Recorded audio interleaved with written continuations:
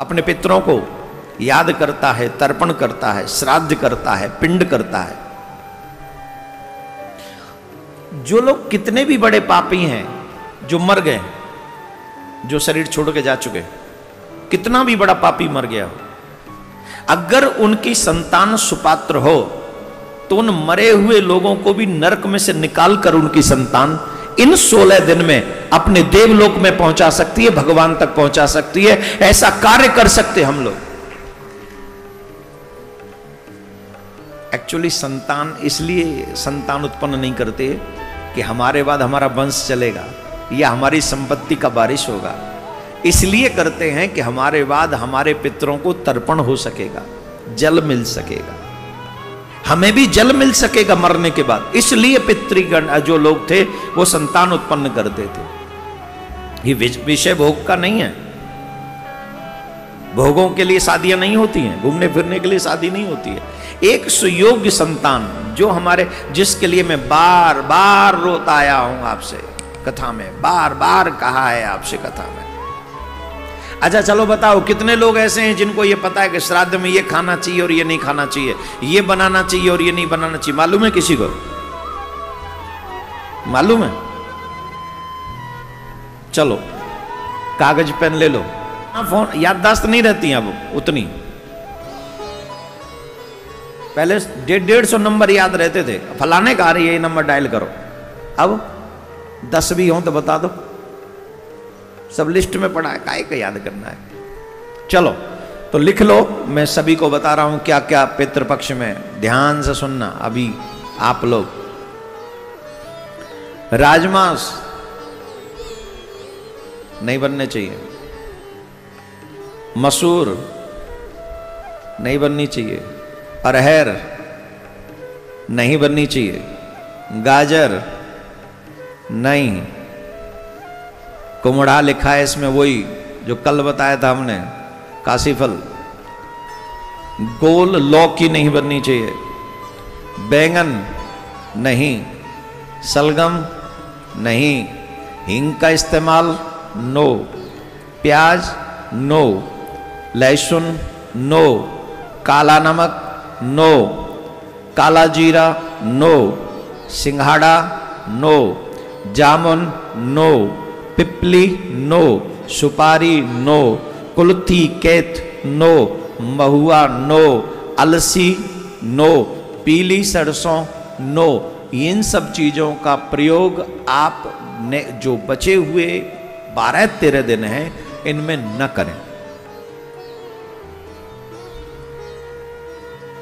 अब आप कहेंगे फिर क्या करें? इनके अलावा जो कर लो। एक और बात बता रहा हूं, शास्त्र सम्मत ही प्रयोग कीजिए आप। एक और पाप हो रहा होगा आपके घरों में, गारंटेड हो रहा होगा, जिससे पितृ प्रसन्न नहीं हो रहे होंगे। या तो आप ब्राह्मण देवता को स्टील के पात्रों में जमा रहे होंगे, अथवा वो जो आते हैं आजकल चाइनीज कप प्लेट वाले, शहरों में तो यही चलता है, उसमें जमा रहे होंगे। हाँ या ना? हाँ या ना? स्वीकार्य नहीं है, स्वीकार्य नहीं है। पितृगण स्वीकार्य नहीं करेंगे।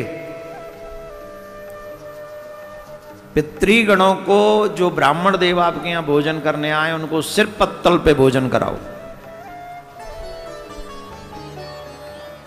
पत्तल लाओ, पत्तल में भोजन कराओ, वो आवश्यक है। तो महाराज क्या क्या बना में फिर क्या क्या प्रयोग कर सकते हैं अब बता दो। हम वो भी बता रहे हैं क्या क्या बना सकते हो, वो भी लिखो। जौ, गेहूं, मूंग, धान, तिल, मटर, कचनार, सरसों, परवल मिलते हैं, हाँ वो करो। कांगनी, सवा चावल, आम, आवड़ा, बेल, अनार, बिजनौर, पुराना, आंवला, नारियल, फालसा, नारंगी, खजूर, अंगूर, नीलकेत, चिरौंजी, बेर, जंगली बेर, इंद्रजो और बथुआ, इनमें से कोई भी वस्तु यत्न पूर्वक इन दिनों में अवश्य खरीदनी चाहिए। जैसे ही आप ये खरीदते हो, इनसे आपके पितृ प्रसन्न होते हैं। और ध्यान दें, जब भी ब्राह्मण देव भोजन करने आए श्राद्ध पक्ष में, तो जिस आसन पर ब्राह्मण देव बैठे हैं, आसपास में काले तिल अवश्य डाल देने चाहिए। काले तिल थोड़े से उसी आसन के आसपास। इसलिए नहीं ब्राह्मण देवता को धमकाना है, डराना, इसलिए कि काले तिल पितरों को बहुत प्रिय है।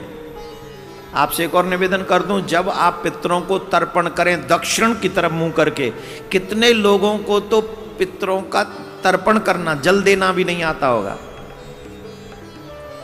कैसे देते हैं जल पितरों को? सूर्य भगवान को जल देते हैं ऐसे। अब मैं कैसे करूं, ये माए कड़ रहा है, ऐसे सूर्य भगवान को जल देते हैं ऐसे, ठीक है। ऋषि गणों को जल देते हैं ऐसे। वो ऐसे नहीं देंगे, जो सप्त ऋषि इत्यादि उनको भी जल देना चाहिए इन दिनों में। वो देंगे हम ऐसे, लोटा पकड़ेंगे यहां से और यहां से, तो ऐसे जल चढ़ेगा। और पितृगणों की जो स्थान है वो ये है, ये थंब और फर्स्ट फिंगर, इसके मध्य से फिर वो जल चढ़ेगा ऐसे,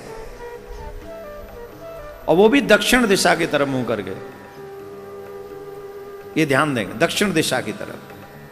अब आप कह रहे होंगे लोटा गिर जाएगा, मैं रोज चढ़ा रहा हूं, मुझ पे तो गिरा नहीं। लोटा नहीं गिरेगा, पकड़ के रखोगे संभल जाएगा। तो इसलिए, और उस जल में काले तिल डालकर, कुश डालकर अगर आप जल चढ़ाएंगे, कुश भी बहुत प्रिय है।